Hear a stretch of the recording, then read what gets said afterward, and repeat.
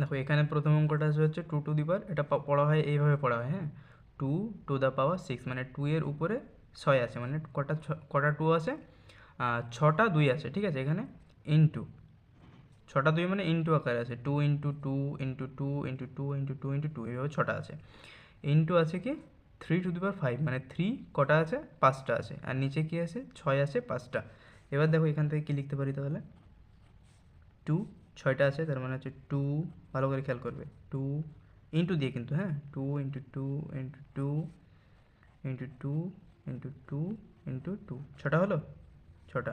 তারপরে আছে into, into দাও, 3 কটা আছে, 5টা, তাহলে 3 ইন্টু 3 ইন্টু 3 ইন্টু 3 ইন্টু 3, ঠিক আছে, 5টা হলো।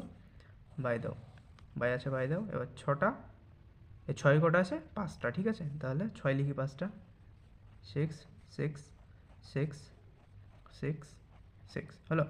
এবার কি নর্মাল যেভাবে সরল করো না, ওই সরলের মতো একে কাটাকুটি করো। উপরে 3 3 দুগুণে 6, 3 3 দুগুণে 6, 3 3 দুগুণে 6, 3 3 দুগুণে 6, 3 3 দুগুণে 6। এবার 2 2 কেটে দাও, এই 2 কাটলো, এই 2 কাটলো, এই 2 কাটলো, এই 2 কাটলো, এই 2 কাটলো, এই 2 কাটলো, এই 2 এই 2 এই 2 এই 2, তাহলে শুধু একটা 2 পড়ে থাকছে, মানে এটার কী হবে, 2। অর্থাৎ নির্ণয় মান সমান সমান 2, বা যেটা বের করতে হলো সে 2, ঠিক আছে। এইভাবে পরেরটা দেখো, যদি এটা বলি এইভাবে, দেখো এখানে 10 আছে কটা, 3টে, ঠিক আছে, 10 আছে 3টে, তাহলে 10 ইন্টু 10 ইন্টু 10, 3টে হলো, ইন্টু 10 আবার কটা আছে, 4টে, তাহলে 10 ইন্টু 10 ইন্টু 10 ইন্টু 10 হলো। তাহলে ওখানে 3টে, এখানে 4টে, দাগ দেবেন, আমি দাগ দিয়ে বোঝাচ্ছি জাস্ট। তারপরে নিচে আছে 2 5টা, 2 ইন্টু 2 ইন্টু 2 ইন্টু 2 ইন্টু 2, তাই তো।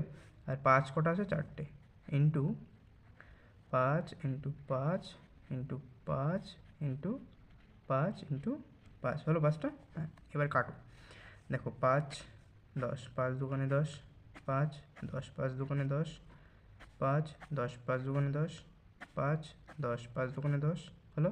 এবার 2 2 কেটে দাও, আর একটা 5 আছে, 5 10 5 দুগুণে 10, ঠিক আছে। এবার 2 কাটো, 2 2 2 2 2 2 2 2 2 2, উপরে থাকলো শুধু দুটো 10, মানে 10 10 100, এইভাবে করতে হবে, ঠিক আছে।